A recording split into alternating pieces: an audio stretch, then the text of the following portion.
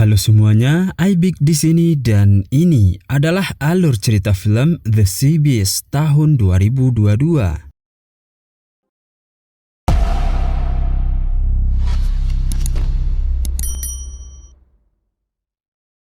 Film ini mengisahkan tentang sekumpulan pelaut yang menghabiskan hari mereka untuk memburu monster. Bagaikan sekumpulan bajak laut, namun misi mereka adalah untuk membunuh monster laut yang sudah menjadi musuh manusia sejak dulu. Setiap monster yang mereka dapatkan akan diberikan imbalan oleh sang raja. Kapal ini dipimpin oleh seorang kapten bernama Kapten Crow, yang punya dendam sama monster merah bernama Red Blaster, yang dulunya hampir bikin dia tewas. Pada saat itu mereka berencana untuk memburu Red. Tapi seorang anggotanya yang bernama Jacob ngasih tahu kalau kapal aliansi mereka lagi diserang sama monster laut dan udah gak bisa untuk bertahan lagi. Setelah memikirkan secara matang-matang, akhirnya Kapten Crow mengurungkan niatnya untuk balas dendam dan lebih memilih buat nolongin kapal itu. Kapten Crow kesal karena dia udah nunggu hampir 10 tahun untuk balas dendam, tapi malah gak jadi. Dalam pertarungan itu, mereka berhasil mengalahkan seekor monster laut dan membawa tanduknya pulang sebagai sebuah bukti keberhasilannya. Mereka mengadakan pesta untuk keberhasilan itu bersama para penduduk. Di tengah pesta itu, seorang anak bernama Macy meminta kepada Jacob untuk dibawa berlayar karena cita-citanya adalah menjadi seorang pemburu monster seperti ayah dan ibunya yang telah tewas. Tentu aja Jacob nggak mau bawa seorang anak kecil di kapalnya. Kapten Crow menyerahkan tanduk yang telah dia dapatkan kepada sang raja. Kali ini, sang raja memerintahkan untuk memburu Red Blaster yang sudah melegenda. Mereka kembali melakukan pelayaran untuk memburu Red Blaster sesuai permintaan sang raja, sekaligus pembalasan dendam Kapten Crow yang udah lama dia pendam. Tapi, tanpa sepengetahuan mereka, Macy mengendap masuk ke dalam kapal itu. Apa boleh buat, mereka gak mungkin lagi balik ke pantai untuk mengantar Macy. Kali ini mereka benar-benar berhadapan dengan Red. Ternyata pekerjaan ini gak semudah yang mereka kira.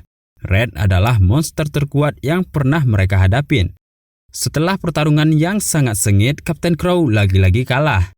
Dia harus kehilangan Jacob dan juga Macy yang ditelan oleh Red melalui mulutnya. Red membiarkan Jacob dan Macy untuk hidup dan membawanya ke sebuah pulau tempat dia tinggal. Pada awalnya, Jacob masih berusaha untuk membunuh Red.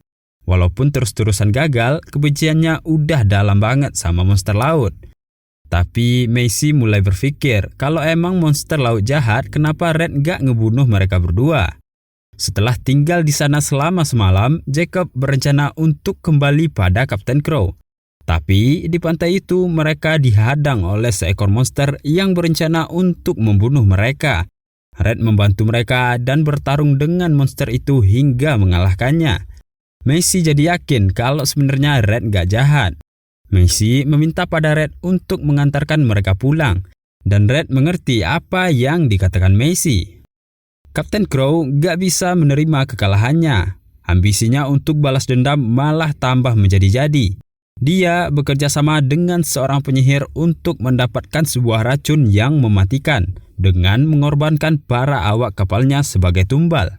Saat bertemu dengan Jacob, Kapten Crow sangat bahagia saat tahu kalau Jacob masih hidup. Tapi Kapten Crow langsung menembakkan tombak yang udah dikasih racun sama Red.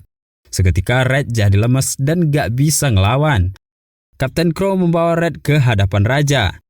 Dia udah membuktikan perkataannya untuk menangkap seekor Red Blaster. Tapi Macy mulai bicara. Dia berkata kalau selama ini monster laut itu gak jahat. Mereka hanya mempertahankan diri saat diusik oleh manusia.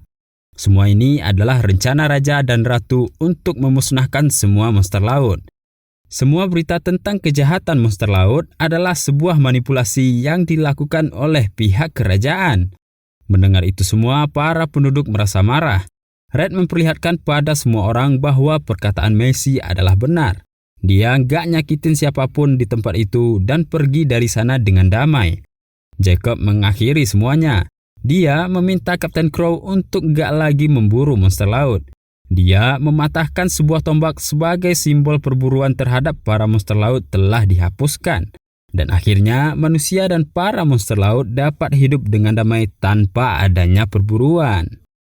Oke semuanya, sekian dulu alur cerita film kita kali ini. Jangan lupa buat nyalain tanda loncengnya agar kalian gak ketinggalan video terbaru dari channel ini. Dan sampai jumpa di video selanjutnya.